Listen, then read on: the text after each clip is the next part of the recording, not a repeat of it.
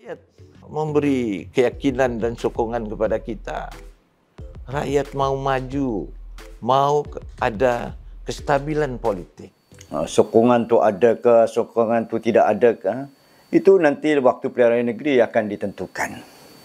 Apalagi setiap hari kita didendangkan dengan segala isu tentang infrastruktur, tentang air, tentang elektrik. Saya dimaklumkan sudah 3 kali umum untuk Telibung 2. Ini saya berharap ujung bulan ini selesai dan isunya akan menyelesaikan sedikit masalah di sekitar Kota Kinabalu dan ni. Saya amat khawatir ada hidden story sebab factory besar ni telah dibina di kawasan sebelah Tuaran berdekatan dengan Sepanggar.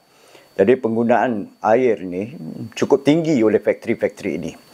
Adakah Telibung 2 ni dibina untuk memenuhi hasrat factory besar ataupun menyelesaikan masalah air? Kita tahu UMS baru-baru ni ada masalah air. Dan saya heran, selepas menteri ada, selepas Perdana Menteri kita mengumumkan, tanyakan kenapa 3 juta ni, besoknya airnya bagus. Pelajar-pelajarnya boleh mandi. Jadi apa masalah ni? Sudah tentu rakyat Sabah tanya, dah kena begini barulah air ada. Selama ni air tidak ada. Jadi penjelasan yang sepatutnya, apa yang akan berlaku dalam next 3 month ke 6 month ke another year ke, apa yang akan berlaku dengan negeri Sabah tentang air, tentang elektrik, tentang segala-galanya, tentang jalan raya kita. Jadi saya ingin lihat negeri Sabah ni kembali dalam keadaan yang baik. Ya, mana siapa-siapa pun ingin fikirkan kestabilan politik amat penting. Tetapi kalau kita melihat bahawa kestabilan politik yang ingin diangkat ketika ini tidak dapat diangkat, sudah tentu saya meminta agar pilihan raya negeri akan diadakan yang boleh, secepat yang boleh, supaya terbentuk satu kerajaan yang lebih yakin dan yang boleh mengangkat kestabilan politik di negeri Sabah. Jadi sebab masalah politik kita ni didendangkan dengan lompat-melompat sebelum ini. Saya cakap terus terang, tertubuhnya kerajaan JRS ni kerana ada adun YB yang melompat, yang memberikan sokongan dan mereka terus menjadi kerajaan. Jadi saya ingin rakyat Sabah faham, mana-mana pemimpin ketika BN memerintah dulu 30 tahun, semua sudah berada di parti JRS dan PJRS. Mereka berada di sana semua. Sekarang UMNO Sabah hanya 95% muka-muka baru. Muka-muka baru. Jadi jangan salahkan parti.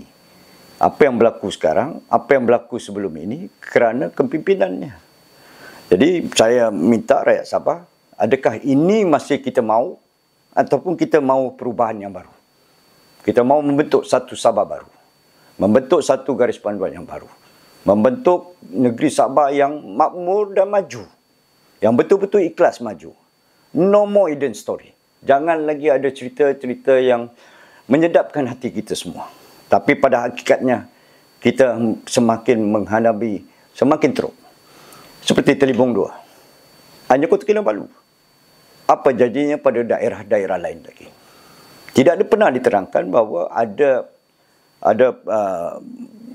kesediaan kita, penyediaan kita untuk mengatasi masalah-masalah air di daerah lain. Yang hanya kita di negara ialah Telibung 2. Apa pula masalah air di tempat lain? Kalau KK sudah selesai, apa masalah di Putatan? Putatan pun banyak kawasan-kawasan yang tidak ada air. Papar. Dan seterusnya. Jadi, ini perlu dijelaskan pada rakyat negeri Sabah. Saya harap yang memegang kepimpinan sekarang, kerajaan sekarang, fikir baik-baik. Kita kena jujur kepada rakyat negeri Sabah. Tidak ada lagi cerita yang menyedapkan hati rakyat Sabah. Kalau kita mahu kita dapat sokongan rakyat negeri Sabah, kita mesti menyatakan yang benar. Dan kita perlu buat yang sebenar. Cerita revenue tinggi, tetapi masalah di negeri Sabah tidak dapat diselesaikan.